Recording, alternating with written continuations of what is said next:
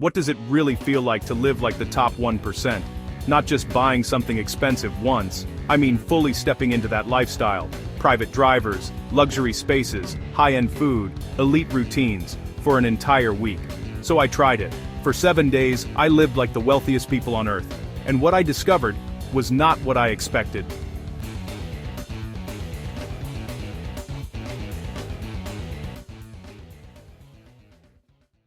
Before we start, let's define what the 1% actually means. Globally, to be in the top 1%, you need a net worth of roughly $1 million to $5 million depending on where you live. In countries like the US, that number jumps to around $10 million or more. But here's the thing. Being in the 1% isn't just about money.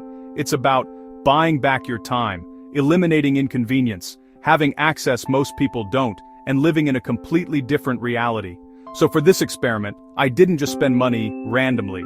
I tried to live like wealthy people actually do.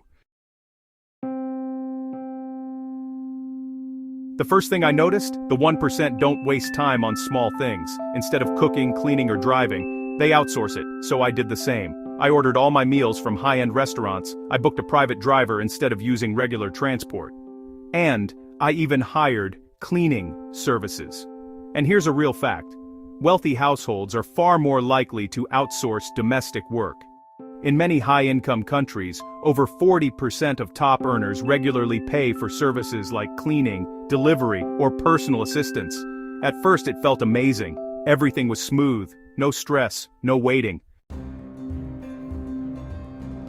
Next, I upgraded my environment. Luxury apartment, prime location, high-end design, because for the 1% where you live isn't just about comfort, it's about status and proximity. Here's something interesting. In cities like New York, London, or Dubai, the top 1% often live in areas where property prices are 10 to 50 times higher than average neighborhoods. Why?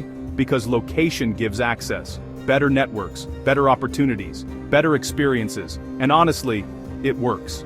Just being in that environment made me feel more productive, more focused, even more confident. This day was all about food, not just eating, but how the 1% eat.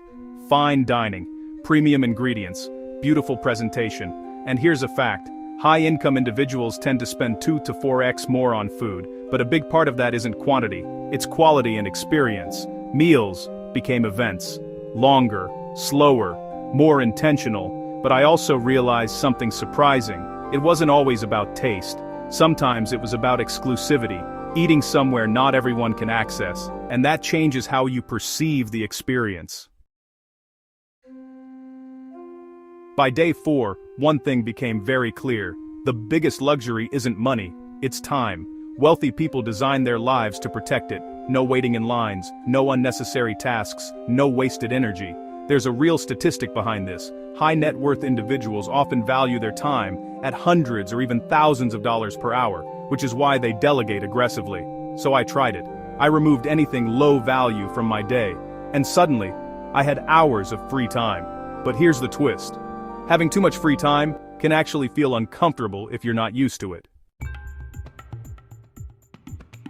This day changed everything, because the 1% don't just have money, they have access to people. I attended a high-end social event, and the conversations were different. Less small talk, more ideas, more opportunities. Here's a real insight. Studies show that a large percentage of high-paying opportunities come from networks, not applications. And it makes sense. When you're surrounded by successful people, your normal changes. Ambition becomes standard.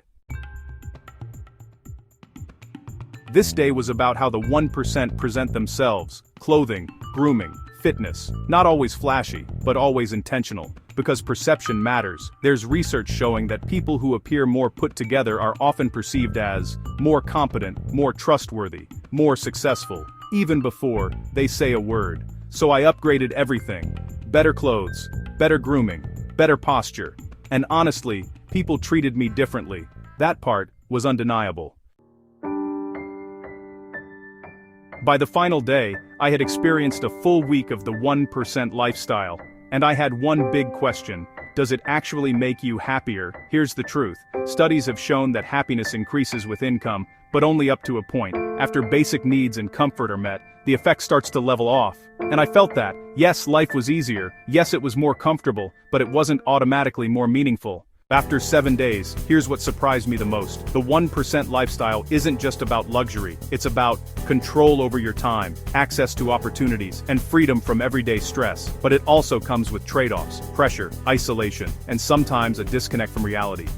If there's one thing I'd take from this experience, it's this. You don't need to be in the 1% to start living smarter. You can value your time more, invest in your environment, build strong networks, and focus on what actually matters, because at the end of the day, it's not about living like the 1%, it's about building a life that feels rich to you. If you enjoyed this video and want to see more experiments like this, hit subscribe, and tell me in the comments, what part of the 1% lifestyle would you try first? Because after this, I might do it again, but differently.